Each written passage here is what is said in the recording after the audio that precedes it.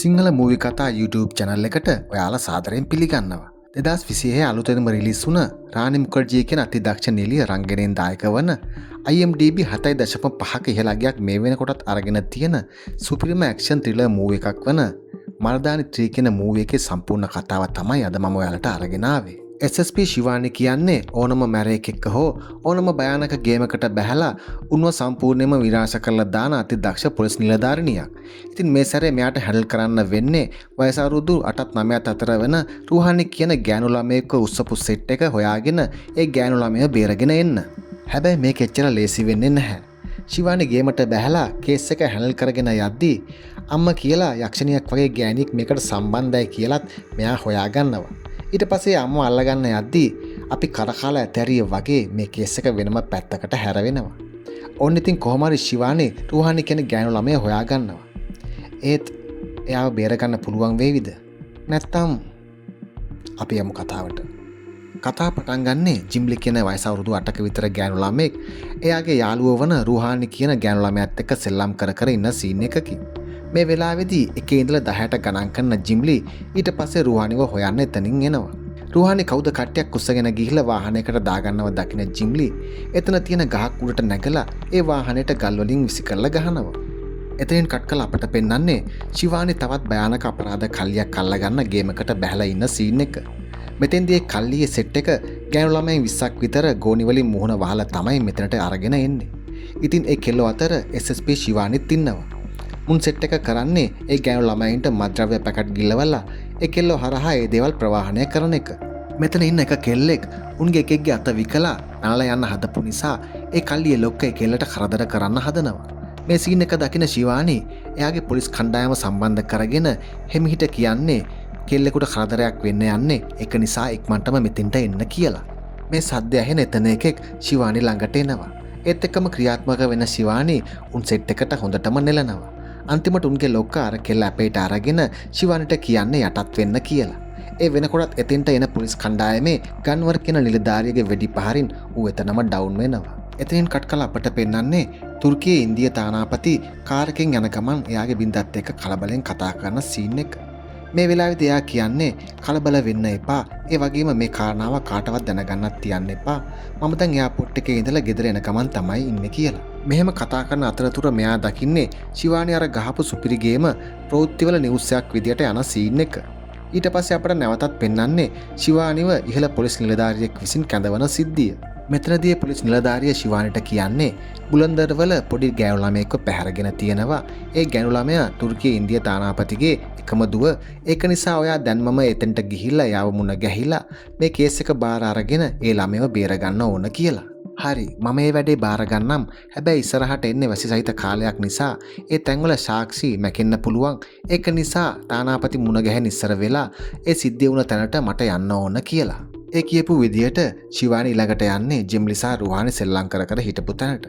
එතකොට යාළුවනේ මේ රුහානි කියන්නේ අර තානාපතිගේ එකම දුව වන අතර ජෙම්ලි කියන්නේ තානාපතිගේ ගෙදර වැඩ කරන සේවකයෙකුගේ දුව. හරි. ඉතින් ශිවානි මේ වෙලාවේදී ලැබුණ සාක්ෂිත් එක්ක නිගමනය කරන්නේ රුහානිව කට්ටියක් පැහැරගෙන යද්දී ජිම්ලිත් ඒ පස්සෙන් ගිහිල්ලා තියෙනවා. ඊට පස්සේ උන් ජිම්ලිවත් අල්ලගෙන වාහනයක දාගෙන අරගෙන ගිහිල්ලා තියෙනවා කියලා. ඊට පස්සේ ශිවානි යන්නේ තානාපතිගේ ගෙදරට. මේ වෙලාවේදී එතෙන්ට ජිම්ලිගේ තාත්තත් ඇවිල්ලා ඉන්නවා. මේ කේස් එක ගැන කතා කරන ශිවානි කියන්නේ මේ ළමයි දෙන්න පැහැරගෙන ගිහිල්ලා තියෙන්නේ කප්පම් ගණනක් නෙවෙයි. මේ ළමයි ඒ වෙලාවේදී ඇඳගෙන හිටපු ඇඳුම් එක පැහැදිලි වෙන්නේ උන් ටාගට් කරලා තියෙන දුප්පත් පවුලක ගෑනු ළමයින්ව. සමහර විට ළමයින්ගේ අවයව විකුණන්න හිතාගෙන වෙන්නත් පුළුවන්. හැබැයි රුහානි තානාපතිගේ ළමයෙක් කියලා දැනගත්තොත් උන් බයටම ළමයාගේ ජීවිතයට අනුතරත් කරන්නත් පුළුවන් කියලා. දැන් අපි මේකට මොකද්ද කරන්න ඕන කියලා අහන තානාධිපතිට ශිවානි කියන්නේ ළමයි ගැන ආරංචියක් දැනගන්න නම් ඉස්සර වෙලාම පැහැරගෙන ගිය උන් සම්බන්ධ කරගන්න සිද්ධ වෙනවා. මම පොරොන්දු වෙනවා ඉක්මනටම ඔබතුමාගේ ෆෝන් එකට උන්ගෙන් කෝල් එකක් එන විදියට වැඩක් කරනවා කියලා. එහෙම කියන ශිවානි ජිම්ලිගේ තාත්තට කියන්නේ බය වෙන්න එපා කියලා. මේ අතර පොඩි ගෑනු ළමයි දෙන්නව පැහැරගත්ත සෙට් එක වාහනයකින් ඇවිල්ලා තවත් මැරයෙක්ගෙන් සල්ලි ඉල්ලනවා. ඊට පස්සේ එතන ඉන්න තවත් එකෙක් අර පොඩි ළමයි දෙන්නව වාහනයක ෂීට් එකක් කපලා එළියට ගන්නවා. මේ වෙනකොටත් සිය නැතිව ඉන්න පොඩි ළමයි දෙන්නට ඉන්ජෙක්ෂන් එකක් විදින අර මැරයා ඒ දෙන්න ගෙනාපු සෙට් එකට සල්ලි දෙනවා. ඉතින් මේ ගෑන ළමයිව පැහැරගෙන ඇවිල්ලා බාර දෙන මේ සෙට් එකට සල්ලි ගෙවන්නේ අම්මා කියන දරුණු හිඟන මාෆියාවක් පවත්වාගෙන යන ගෑනු කෙනාගේ ගෝලයෙක්. මේ වෙලාවේදී අම්මගේ ගෝලයා මුන්ට කියන්නේ තවත් මේ වගේ වයස්වල ගෑනු ළමයි අරගෙන වරෙන් ඒවට උඹලට හොඳ ගාණක් ගෙවන්නම් කියලා. ඔන්න ඊට පස්සේ අපට පෙන්වන්නේ අර අම්මා කියන ගෑනු කෙනා මල්ලකුත් අරගෙන තවත් ගෑනු කෙනෙක්ව හම්බ වෙන්න යන සීන් එක. මේ වෙලාවේදී ඒ අම්මා එල්ලගෙන යන බෑග් එකේ තියෙන්නේ අත දරුවෙක්ගේ මල සිරුරක්.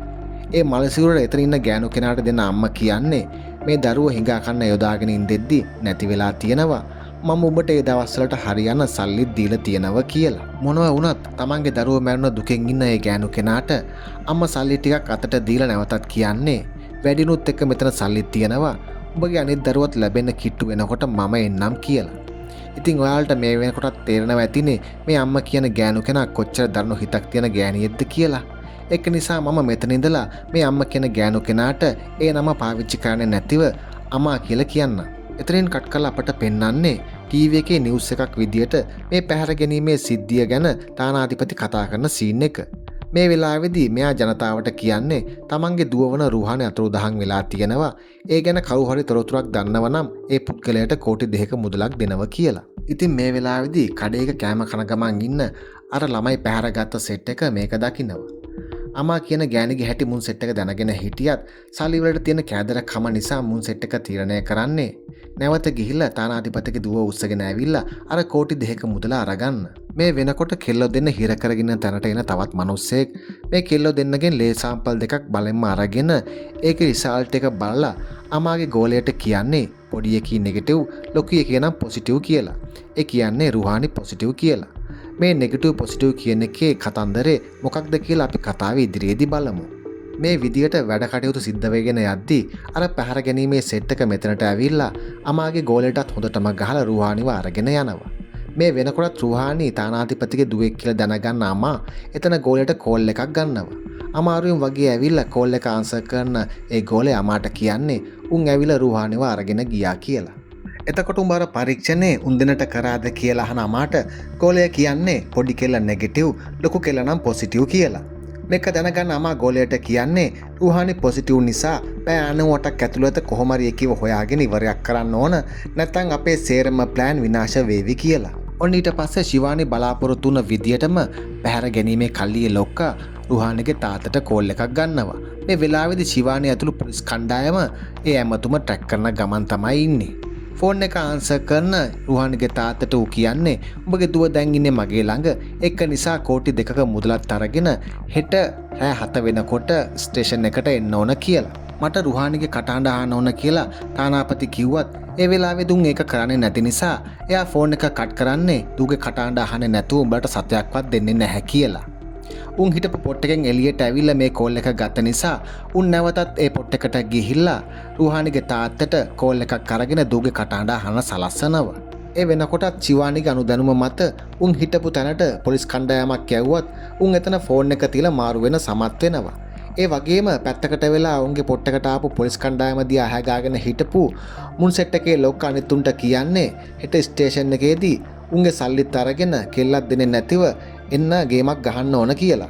එතනින් කට් කරලා අපට පෙන්වන්නේ රුහානිගේ තාත්තා සල්ලි බෑග් එකක් අරගෙන ශිවානි ඇතුළු පොලිස් කණ්ඩායමත් එක්ක ස්ටේෂන් එකට එන සීන් එක. එතනට ඇවිල්ලා උන්ගේ ලොක්කට කෝල් එකක් ගන්න රුහානිගේ තාත්තා කියන්නේ මම ඇවිල්ලා ඉන්නේ මට මගේ දුවව පෙන්වන්න කියලා. හරි මම උඹට දුව පෙන්වන්නම්. ඔය සල්ලි බෑග් එක ඔතන තියෙන පුටුවක් උඩ තියන්න කියලා ඌ කියනවා. ඊට පස්සේ වීඩියෝ කෝල් එකක් කරහා රුහානිව එයාගේ තාත්තට මේ මැරයා පෙන්නනවා. ඒත් එක්කම හොරෙන් වගේ වීඩියෝ කෝල් එක දිහා බලාගෙන හිටපු ශිවානි අනිත් පොලිස් නිලධාරීන්ට කියන්නේ ඌ ඉන්නේ දෙවෙනි ප්ලැට්ෆෝම් එකේ එතෙන් ඉක්මනටම ගිහිල්ලා රුහානිව බේරගන්න කියලා. ඒ කියපු විදියට පොලිස් කණ්ඩායම එතෙන්ට ගියත් එහෙම කිසි කෙනෙක් එතන නැති බව දැනගන්නවා.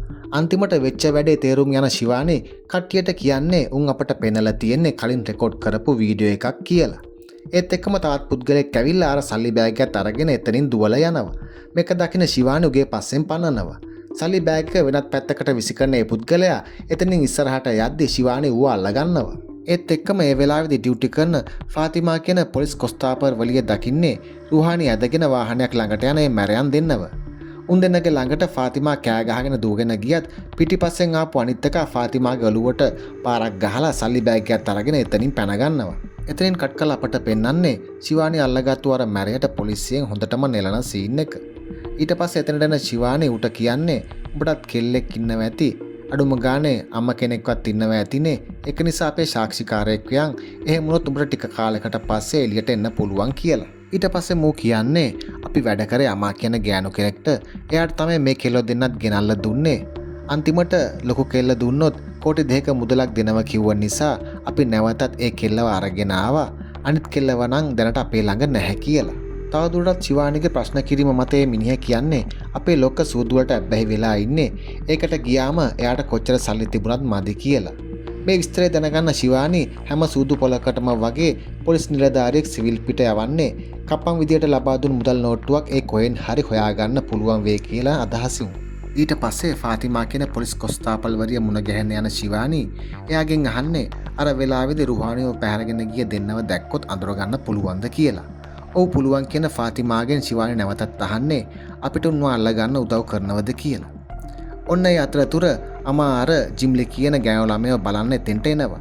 ඒ ළමයා රවට්ටන අමා ඒ කෙල්ලට නිින්ද යන බෙහෙතක් විදිනවා. ඔන්න ඊට පස්සේ අපට පෙන්වන්නේ ශිවානි ෆාතිමා ඇතුළු කණ්ඩායම අමා ගැන විස්තර හොයන සීන් එක. ගෙදර ඉඳගෙනත් මේ කේස් එකට අදාළව විස්තර හොයන ශිවානි පුදුම කරවමින් මේ වෙලාවේදී එතනට එන්නේ යාගේ හස්බන්ඩ් වික්‍රම්. ඒත් එක්කම ශිවානිට කෝල් එකක් එන්නේ අමාගේ වෙඩික්කරුවන් දෙන්නෙක් මේ වෙලාවේදී ඉන්න තැන හොයාගත්ත කියලා. ඊට පස්සේ උන්දෙනගේ පස්සෙන් ශිවානි ඇතුළු පොලිස් කණ්ඩායම ෆලෝ කරනවා. අන්තිමට මුන්දෙන එක්තරා ගොඩනැගිල්ලකට යන්නේ රාමජන් කියන මිනිස්සෙක් මරන්න හිතාගෙන. එතනට ගිහලා මේ මිනිස්සට මුන්දෙන වෙඩි තිබ්බත් පිටිපස්සෙන් ආපු ශිවානිගේ වෙඩි පහරකින් මුන්දෙන එතනම අවසන් ගමන් යනවා. ඉතින් මේ රාමජන් කියන්නේ හිඟන මාෆියාවට විරුද්ධව දැඩි මෙහෙයුමක් සිදු කරන පුද්ගලයෙක්.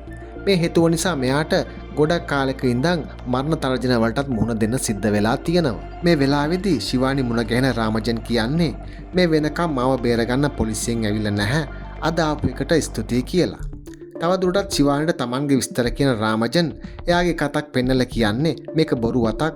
මම කරන දේවල් නිසා අමාගේ මැරයෝ මගේ කතක් කැපුවා කියලා. මේ වෙච්ච සිද්ධියත් එක්ක රාමජන් ගැන පැහැදෙන ශිවානි මෙයාගෙන් අහන්නේ අමාව අල්ලගන්න අපට උදව් කරනවද කියලා. ඒ ඇහුව දෙයට රාමජන් එක පයින්ම කැමති වෙනවා. ඊට පස්සේ මේගොල්ලෝ එකතු වෙලා හිඟන මාෆියාවට සම්බන්ධ ගොඩක් කට්ටිය අත්අඩංගුවට ගන්නවා. එතනින් කට් කළ අපට පෙන්වන්නේ වික්‍රම් වැඩ ඉවර වෙලා ගෙදර එන සීන් එක.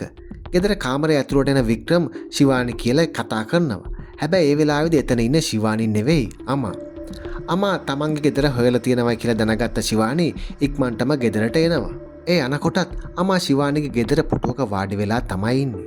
ඔබට පිස්සුද මගේ ගෙදරට ඇවිල්ලා ඔහොම ඉන්න කියලා අහන ශිවානිට අමා කියන්නේ මගෙත් එක්ක හැප්පෙන එක නවත්තපන් නැත්තම් ඒක උඹගේ අවසානය වේවි කියලා. තවදුරටත් අමා ශිවානිට කියන්නේ ඊළඟ පාර මගේ තිප්පලවල් ඇල්ලුවොත් උඹේ හස්බන්ඩ් ඔය විදියට නිදාගෙන ඉන්න එකක් නැහැ මැරිලා ඉඳීවි කියලා. ඒ කතාවත් එක්කම තමන්ගේ කාමරයට දුවන ශිවානි දකින්නේ වික්‍රම් සිහිය නැතුව වැටලා ඉන්න සීන් එක. ඉක්මනටම වික්‍රම් හොස්පිටල් එකට අරගෙන යන ශිවානි ඒ වෙලාවේදී පට්ටම අවුලෙන් තමයි ඉන්නේ. මේ විදියට හොස්පිටල් එකේ ඉන්න ශිවානිට කෝල් එකක් එන්නේ රාස් ඔත්තු බලපු පොලිස් නිලධාරියෙක්ගේ. ඒ නිලධාරිය එක්තරා සුදු පොලක තිබිලා කප්පන් දුන්න සල්ලි වලට අදාළ සිරියල් නම්බර් තියෙන නෝට්ටු කිහිපයක් හොයාගෙන තියෙනවා. මේ සිද්ධිය දැනගන්න ශිවානි වහා මේ තැනට යනවා. ඒ වෙනකොටත් එතෙන්ට ඇවිල්ලා ඉන්න රාමජන් සහ ෆාතිමාගෙන් ෆාතිමා කියන්නේ මම ඒ ගැන හොයලා බලද්දි එදා මම දැකපු මැරියෝ දෙන්න එතන ඉන්නවා කියලා මට බලාගන්න පුළුවන් වුණා කියලා. කෝල් එකක් අරගෙන ඉක්මනටම ටීම් එකක් එතෙන්ට එවන්න කියන ශිවානි රාමජන්ට එළියෙන් ඉන්න කියලා ෆාතිමාත් එක්ක ඇතුළට යනවා. මේ විදියට ඇතුළට යද්දී ඒ සෙට් එකේ මැරියෙක් ෆාතිමාව අඳුර ගන්නවා. ඒත් එක්කම ඌ මෙයාලට වෙඩි තියන්න පටන් ගන්නවා. ඒ වෙඩි පහරක් ෆාතිමාගේ කකුලට යාන්තම් වදිනවා. ඒ වෙලාවේ එළිය හිටපු රාමජන් ප්‍රථමාධාර පෙට්ටියකුත් අරගෙන වෙඩි හුවමාරුව මැදින්ම ෆාතිමාගේ ළඟට ඇවිල්ලා එයාගේ කකුලට බෙහෙත් දානවා. ඒ වෙලාවේදී ෆාතිමා රාමජන්ට කියන්නේ 303 කාමරේ රුහාන හිර කරගෙන ඉන්නවා ඉක්මනටම එතනට ගිහිල්ලා කෙල්ලව බේරගන්න කියලා. ඒ කියපු විදියට 303 කාමරේට යන රාමජන් එතන හිටපු මැරයත් එක්ක ෆයිට් කරලා ඌ ඉවරයක් කරනවා. තමන්ව බේරගන්න ආපු රාමජන්ගේ ළඟට එන රුහානිගේ කට එක අතකින් වහන රාමජන් එයාට කියන්නේ කෑ ගහන්න නැතුව ඉන්න කියලා. අනේ ඒ කෙල්ලත් කියපු විදියටම එහෙමම හිටියත් රාමජන් ඒ අතින්ම ඒ කෙල්ලගේ හුස්ම හිර කළා රුහානිව එතනම අවසන් ගමන් යවනවා. ඊට පස්සේ එතෙන්ට දුවගෙන ශිවානිට මූ බොරුවට අඬ අඬා කියන්නේ අනේ මැඩ මට එයාව බේරගන්න බැරි වුණා කියලා. මේක දැකපු ශිවානිගේ ඇස් දෙකෙන් කඳුළු වැටෙන්න පටන් ගන්නවා. මොනව කරන්නද කියලා හිතාගන්න බැරුව මෙයා එතන බිත්තියකට හේතු වෙනවා. අනේ ඉතින් අර අහිංසක දරුවෙක් මේ නරුමේගේ අතින් අවසන් ගමන් යනවා. එතනින් කට් කරලා අපට පෙන්වන්නේ රාමජන් අමාව හම්බ වෙන්න එයා ඉන්න ගෙදරට යන සීන් එක. මේ වෙලාවේදී තමයි අපි දැනගන්නේ රාමජන් සහ අමා කියන්නේ අම්මයි පුතයි වගේ දැඩි බැඳීමකින් ඉන්න අපරාධකාරයන් කියලා. රුහානි පොසිටිව් වෙච්ච නිසා එයාව ශිවානි හොයාගත්තොත් දවස් 98කට පස්සේ ඇතිවෙන වෙනස් වීමක් නිසා ඒකෙන් Tamanට ලොකු තරජනයක් වෙන බව දැනගන්න මුන් දෙන්න එකතු වෙලා තමයි මේ වගේ ප්ලෑන් එකක් ගහලා රුහානිව මරලා දාන්නේ. මේ වෙලාවේදී අමා ශිවානිට කෝල් එකක් අරගෙන කියන්නේ දැන්වත් තේරෙනවද උඹට මගෙත් එක්ක හැප්පෙන්න බෑ කියලා. ඒක නිසා මෙතනින් ඔය සෙල්ලම නතර කරපන් කියලා. මේ වෙනකොටත් හොඳටම හිත ඇවුලෙන් ඉන්න ශිවානි අමාට කියන්නේ උඹගේ ළඟ ඉන්න අනිත් කෙල්ල ජිම්ලි මම කොහොම හරි බේර ගන්නවා. එතෙන්දී උඹගේ මිනිහ උඩින් යන්න වුණත් මම දෙපාරක් හිතන්නේ නැහැ කියලා. නැවතත් මේ කේස් එකට බැහැලා වැඩ කරන ශිවානිට ඉහළ පොලිස් නිලධාරියෙක් ඇවිල්ලා කියන්නේ දැන් මේ කේස් එක ඔයාට බාර එකක් නෙවෙයි. ඒක නිසා වහම මේක නවත්තන්න කියලා. තමන්ගේ හස්බන්ව බලන්න හොස්පිටල් එකට යන ශිවානි මේ වෙච්ච සිද්ධිත් එක්ක පට්ටම අවුලෙන් තමයි ඉන්නේ. මේ වෙලාවේදී ශිවානිගේ දිරිමත් කරන්න වික්‍රම් කියන්නේ කොයි වෙලාවකවත් හිතින් වැටෙන්න එපා. යුනිෆෝම් එක කියන්නේ එක ආයුධයක් විතරයි. Tamanට හරි කියලා හිතන දේ ඔයා කරන්න කියලා. ඔන්න ඊට පස්සේ නැවතත් ගේමට බහින ශිවානිට ෆාතිමාගෙන් කෝල් එකක් එනවා. ඉක්මනටම ෆාතිමා හම්බ වෙන්න යන ශිවානිට දැනගන්න ලැබෙන්නේ දවස් 10ක් අතුරුදහන් වෙලා ඉඳලා හයිවේ එකේ වැටලා ඉඳෙද්දි පොලිසියෙන් අරගෙන ගිහිල්ලා ජයම්පූර්වල හොස්පිටල් එකේ ඇඩ්මිට් කරපු වයස අවුරුදු 8ත් 9ත් අතර වන පූජා කියන ගෑනු ළමෙක් ගැන. ඊට පස්සේ මේ දෙන්න ඉක්මනටම ජයම්පූර්වල ඒ හොස්පිටල් එකට පිටත් වෙනවා.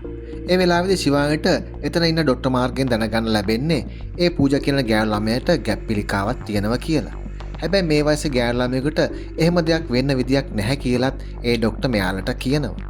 මෙතන තියෙන විශේෂම කාරණාව වෙන්නේ ඒ කැන්සර් එකට සම්බන්ධ වෛරස් එක ගෑනු කෙනෙක් ඇඟට ගියාට පස්සේ ඒක කැන්සර් එකක් බවට පත් වෙන්න අවුරුදු ගාණක් ගත වෙන නමුත් මේ පූජා කියන ගෑනු ළමයට තව පැයක්වත් ජීවිතේ ගෙනියන්න බැරි විදියට මේක දැනටමත් පැතිරලා තියෙන එක. පූජා කියන ගෑනු ළමයාගේ ළඟට යන ශිවානි එයාගෙන් අහන්නේ පුතේ ඔයා කොතේ ඉඳලාද හයිවේ එක ළඟට ආවේ කියලා. ඔන්න ඊට පස්සේ අපට පෙන්වන්නේ අමාගේ ළඟ තමයි මේ පූජා කියන ගෑනු ළමයා ඉඳලා තියෙන්නේ. මෙයා වගේ මෙතන හිටපු අනිත් ගෑනු ළමයි දෙන්නත් පොසිටිව් කියලා දැනගන්න අමා එතන ඉන්න මැරයට කියන්නේ මුන් තුන්දෙනාගෙන් දැන් අපිට වැඩක් නැහැ. කාටවත්ම අහුවෙන්නේ නැති විදියට මුන් තුන්දෙනාව ඉවරයක් කරලා දාන්න කියලා. ඊට පස්සේ මේ තුන්දෙනාගේ සිහිය නැති කරලා පෝර්ණුවක් වගේ තැනකට අරන් ගිහිල්ලා ගෝණියකින් වහලා මේ ළමයින්ව පුච්චන්න තමයි මේගොල්ලෝ සැලසුම් කරන්නේ. මේ වෙලාවේදී සිහියේ එන පූජා එතනින් පැන ගන්නවා. ඒත් අයිත් ළමයි දෙන්න පෝර්ණුවට ඇවලා පුච්චන සීන් එකත් මේ කියලා දකිනවා. ඔයාට ඒ තන මතකද කියලා අහන ශිවානිට උත්තරයක් දෙන්න කලින්ම නහයෙන් කටින් ලේ දාන එකෙල්ලා ජීවිතෙන් සමුගන්නවා. එයා ඇඳපු චිත්‍ර පොතක් අතට අරගෙන ඒක දිහා බලාගෙන යන ශිවානි දකින්නේ Tamanට මීට ඉස්සෙල්ලා දැකලා පුරුදු පූසිගේ රූපයක් තියෙන චිත්‍රයක්. මේ ගැන ටිකක් කල්පනා කරන ශිවානිට මතක් වෙන්නේ එදා රාමජන් හිටපු ගොඩ නැගිල්ලත් මේ වගේ සලකුණක් තිබුණා නේද කියලා. නැවතත් ඒ පූජා වැටලා හිටපු හයිවේ එක ආවට ඒ වගේ සලකුණක් තියෙනවද කියලා හොයලා බලන මේ දෙන්නට ඒ වගේ සලකුණක් තියෙන පොට් එකක් බලා ගන්න පුළුවන් වෙනවා. ඔන්න ඊට පස්සේ රාමජන් ගැන සැක කරන ශිවානි ෆාතිමත් එක්ක එකතු වෙලා මේ රාමජන් කියන්නේ කවුද කියලා හොයන්න පටන් ගන්නවා. අන්තිමට මෙයාලට දැනගන්න ලැබෙන්නේ රාමජන් කුඩා කාලේදී බාරව ඉඳලා තියෙන්නේ මොහොමඩ් අස්ලාම් කියන පුද්ගලයෙකුට කියලා. ඒ මනුස්සයව හොයාගන්න ශිවානි උගෙන් කරන ප්‍රශ්න කිරීම් වලදී දැනගන්න ලැබෙන්නේ මීට වසර 20කට කලින් අමා ළඟ වැඩ කරපු මේ මනුස්සයා හිඟන මාෆියාවට දුප්පත් පවුල්වල කුඩා ළමුන්ව අමාට ගෙනල්ලා දීලා තියෙනවා කියලා. මේ විදියට ගෙන පිරිමි ළමයි අතර මේ රාමජන් කියන ළමයාත් ඉඳලා තියෙනවා. කිසිම ඇඟේ අඩුපාඩුවක් නැතුව මෙතෙන්ට ගෙන ළමයින්ගෙන් ඌ අහන්නේ ඇස් දෙක නැති කරගන්නද කැමති නැත්නම් අතප්පයක් නැති කරගන්නද කැමති කියලා. හිඟා කන්න නම් ඇඟේ මොනවා හරි අඩුපාඩුවක් තියෙන්න ඕන කියලා හිතන මේ නරුමයට අනිත් ළමයි කවුරුත් ඇස් දෙක නැති කරගන්න කැමතියි කියලා කිව්වත් රාමජන් කියන්නේ මගේ අතක් කපලා දාන්න කියලා. ඔන්න එදා තමයි රාමජන්ගේ අතක් සදහටම නැති වෙන්නේ. එදා ඉඳලා අමාගේ විශ්වාසය හා ආදරය දිනාගෙන වැඩ කරන මේ රාමජන් හිඟා කන්නේ නැතිව ලොකු මුදලක් හොයන්න වෙනත් වංචනික ක්‍රම හොයන්න පටන් ගන්නවා. අන්න ඒකේ ප්‍රතිඵලයක් විදියට තමයි අමාගේ මාර්ගයෙන් අවයස අවුරුදු 8ත් 9ත් අතර ගෑනු ළමයිව මුන් ගෙන්න ගන්නෙ. මුන් දෙන්නම එකට අල්ල ගන්න පුළුවන් සුපිරි ප්ලෑන් එකක් ගහන ශිවානි රාමජන්ට කෝල් එකක් අරගෙන කියන්නේ අමාගේ කෙල්ලෝ ඉන්න පොට් එකක් අපි වට කරලා තියෙන්නේ. ඒ ළමයි බේරගත්තට පස්සේ ප්‍රතිකාර කරන්න හැම දෙයක්ම ලෑස්ති කරන්න කියලා. මේකෙන් කලබල වෙන රාමජන් කෙලින්ම යන්නේ අමාව මුණ ගැහෙන්න. මේ බව දැනගෙන හිටපු ශිවානි ඇතුළු සෙට් එක මුගේ පස්සෙන් ගිහිල්ලා අමාවත් අල්ලගන්නවා. මුන් දෙන්නම අල්ලගෙන පොලිසියට යන ශිවානි ගොඩක් වද දීලා මුන්ගෙන් ඒ කෙල්ලෝ ඉන්න තැන ඇහුවත් ඒක මෙයාලට දැනගන්න බැරි වෙනවා. මේ අතරතුර සාක්ෂිකාරයෙක් විදියට කුඩුවේ දාලා හිර කරගෙන හිටපු මොහොබට් අස්ලාම් කියන පුද්ගලයා බ්ලේඩ් තලයකින් බෙල්ල කපාගෙන ජීවිතේ නැති කරගන්නවා. මේක දැනගෙන එතෙන්ට එන ශිවානි එතන බාර දීලා හිටපු ෆාතිමාට හොඳටම දොස් කියලා කියන්නේ දැන් මම කොහොමද මුන් දෙන්නට විරුද්ධව සාක්ෂි දෙන්න කියලා. මම මෙතන ඉඳලා වොෂ්රූම් එකට ගිය ඩිංගර තමයි මූ මෙහෙම කරගෙන තියෙන්නේ කියලා ෆාතිමා හොඳටම දුක් වෙනවා. මේ කතාව අහගෙන ඉන්න අමා සහ රාමජන් සතුටින් hina වෙනවා. ඒත් එක්කම එතෙන්ට එන ඉහළ පොලිස් නිලධාරියා ශිවානිට හොඳටම දොස් කියලා ෆාතිමාට කියන්නේ රාමජන්ව මෙතනින් නිදහස් කරන්න කියලා. රාමජන් වගේ පොලිසියට හිතවාදී මිනිස්සෙකුට මේ වගේ වද දුන්න එකටත් මේ කේස් එක Tamanට දැන් අදාළ නැහැ කියද්දිත් මේ වගේ දෙයක් කරපු එක නිසා ශිවානිගේ වැඩ తాවකාලිකව තහනම් කරන්න මේ ඉහළ පොලිස් නිලධාරිය තීරණය කරනවා. එතෙන් කට් කළ අපට පෙන්වන්නේ අර ෆාතිමා කියන පොලිස් නිලධාරිනිය රාමජන්ට කෝල් එකක් ගන්න සීන් එක. මේ වෙලාවේදී ෆාතිමා කියන්නේ ඔන්න මම ඔයාව බේරලා දුන්නා. අමාවත් මෙතනින් එළියට දැම්මොත් මාව බේරගන්නේ කවුද කියලා. ඔයා අමාවත් අරගෙන මගේ ළඟට එන්න මම ඔයාට ලස්සන සැපවත් ජීවිතයක් ලබා දෙන්න පොරොන්දු වෙනවා කියලා රාමජන් ෆාතිමාට කියනවා. ඔන්න ඊට පස්සේ ෆාතිමා අමාවත් හිරෙන් පන්නගෙන කෙලින්ම යන්නේ අර ළමයි හිර කරගෙන හිටන නැවක් ඇතුළට. මේ වෙනකොටත් ඒ නැව ඒ ළමයිදුත් අරගෙන ලංකාවට කිට්ටු කරලා තමයි තියෙන්නේ. මේ වෙච්ච සිද්ධි සියල්ල දැනගන්න ශිවානි තීරණය කරන්නේ තමන්ගේ වැඩ තහනම් කරත් එයත් එක්ක හිටපු සුපිරිම සෙට් එකක් මේකට සම්බන්ධ කරගෙන මේ ගේම් එක ඉදිරියට කරගෙන යන්න. එයා බලාපොරොත්තු වුණා වගේම ඒ සෙට් එකත් තමන්ගේ රස්සාව ගැනවත් හිතන්නේ නැතිව ශිවානිත් එක්ක මේ ගේම් එකට බහින්න තීරණය කරනවා. තමන්ගේ එකම දරුවෝ නැති වුණත් ජිම්ලි කියන අනිත් දරුවා වෙනුවෙන් මෙයාලත් එක්ක එකතු වෙන තානාපති ශිවානිට කියන්නේ රාමජන් ගැන හොයලා බලද්දී එයා මේ වෙනකොට ලංකාවට පිටත් වෙලා කියලා හොයාගන්න පුළුවන් වුණා කියලා. ඊට පස්සේ ශිවානි ඇතුළු මේ සෙට් එකම ලංකාවට යන්න තීරණය කරනවා. එතෙන් කට් කළ අපට පෙන්වන්නේ අමාත් එක්ක ෆාතිමා ලංකාවේ තියෙන රාමජන්ගේ ලැබ් එකට එන සීන් එක. ඔන්න මේ වෙලාවේදී තමයි අපි දැනගන්නේ මේ ගෑනු ළමයි මෙතෙන්ට අරගෙන එන්නේ මොකද කියලා. ඉතින් මේ දුප්පත් පවුල්වල වයස අවුරුදු 8ත් 9ත් අතර ගෑනු ළමයි මෙයාලා පැහැරගෙන ඇවිල්ලා එයාලගේ ඇඟට වෛරස් එකක් ඇතුල් කරනවා. ඒ වෛරස් එකෙන් කරන්නේ ගැප්ගල පිළිකා ඇති කරන එක. ඒකිනුත් සමහර ළමයින්ගේ ලේවලට ඒ වෛරස් එක බලපාන්නේ නැහැ. ඉතින් ඒ ළමයින්ව නෙගටිව් ළමයි ලෙසත් ඒක ආසාදනය වෙන ළමයි පොසිටිව් කට්ටිය ලෙසත් මෙයාලා වර්ග කරනවා. මේ වයස්වල ළමයින්ට ඒ වගේ කැන්සර් එකක් හැදෙන්න කොහෙත්ම ඉඩ නැති නිසා ඒ පොසිටිව් වෙන ළමයි දවස් 98ක් ඇතුළත එළියට ගියොත් මේ ලෙඩ ගැන ඩොක්ටර්ස්ලා අනිවාර්යයෙන්ම සැක කරන බව මේගොල්ලෝ දන්නවා. ඒක නිසා ඒ ළමයින්ව කාටවත් හොයාගන්න බැරි විදියට පුච්චල මරණ එක තමයි මුන් සෙට් එක එකතු වෙලා කරන්නේ. නෙගටිව් වෙච්ච ළමයි මේ ලැබ් එකට අරගෙන යන රාමචන් ඒ ළමයින් එක එක පරීක්ෂණ වලට අරගෙන ඒ කැන්සර් එකට බෙහෙතක් හොයාගෙන ඒකෙන් විශාල මුදලක් Tamanට උපයා ගන්න පුළුවන් කියන අරමුණින් තමයි මු මේ දේවල් කරන්නේ. ඒ විතරක් නෙවෙයි මේ ළමයින්ගෙන් ඒ වැඩේ කරගත්තට පස්සේ ඒ ළමයින්වත් මල්ලා දාන්න තමයි මුගේ අනිත් ප්ලෑන් එක වෙන්නේ. මේ විදියට මෙතන ඉඳලා පිටත් වෙන අමාට සහ ෆාතිමාට මගදී සෙට් එකක් වැඩි තියන්න ගන්නවා. ඒකෙන් බෙරෙන හිතාගෙන වාහනේ අතට ගන්න ෆාතිමා අමාත් අරගෙන එක්තරා පොට්ටයකට යනවා. ඉතින් ඒ වෙලාවේදී එතන ඉන්නේ ශිවානි ඇතුළු පොලිස් කණ්ඩායම. මේ සිද්ධියත් එක්ක අමා දැනගන්නේ ශිවානිගේ ප්ලෑන් එකකට අනුව ෆාතිමා තමන් අහු කරගන්න ගහපු සුපිරිම ගේම් එකක් කියලා. ඊට පස්සේ අමාව කාමරයකට දාලා හිර කරන ශිවානි පිස්ටල් එක ෆාතිමාට දීලා කියන්නේ ඊට පස්සේ මොකද්ද කරන්න ඕන කියලා ඔයා දන්නව නේද කියලා. තමන්ගේ අතට වෙඩි පාරක් තියාගන්න ෆාතිමා රාමජන් ළඟට ගිහිල්ලා කියන්නේ අමාව ශිවානි අල්ලගත්ත කියලා. ඊට පස්සේ රාමජන්ගේ ලැබ් එකට එන ශිවානි ඌට කියන්නේ ඔතන ළමයි ටික මට දුන්නොත් උඹගේ අමාව මම උඹට පණ පිටින් බාර දෙන්නම් කියලා. අමා කියන ගෑනිට තමන්ගේ අම්මටත් වඩා ආදරය කරන රාමජන් ඒකට එකපයින්ම කැමති වෙනවා. මේ අතරතුර කාමරේ හිර කරලා ඉන්න අමා එතන හිටපු තවත් පොලිස් නිලධාරියෙකුගේ ඔළුවට තුවක්කුව තියලා එතනින් පැන ගන්න හදනවා. මේ වෙලාවේදී ඒ නිලධාරියව බේර ගන්න ඕන නිසා ශිවානි අමාට වැඩි තියලා ඒ ගෑනිව සදහටම මේ ලෝකෙන් අයින් කරනවා. ඊට පස්සේ අමා මැරුණ වගක් පේන නැති වෙන්න මේකප් දාන පොලිස් සෙට් එක ඒ ගෑනු කෙනාව රෝද පුටුවක වාඩි කරවනවා. ඔන්න ඊට පස්සේ ශිවානි කියපු විදියට ඒ පොට්ටෙකට අර ළමයිත් එක්කෙන රාමජන් ෆාතිමා ගැනත් දැනගෙන එයාටත් හොඳටම ගහලා එයාවත් මේ කන්ටේනර් එකේ දාගෙනම තමයි මෙතෙන්ට එන්නේ. මේ වෙලාවේදී එක පොලිස් නිලධාරියෙක් රෝද පුටුවකින් රාමජන්ගේ ඉස්සරහට අමාව අරගෙන ගියත් අන්තිමට මූ දැනගන්නේ අමා මේ වෙනකොටත් ජීවිතෙන් සමුගෙන ගිහින් කියලා. රාමජන් අමාගේ ළඟ ඉන්නවත් එක්කම ශිවානි අමාගේ ඇඟේ එල්ලලා තිබුණ බෝම්බයක් පුපුරවනවා.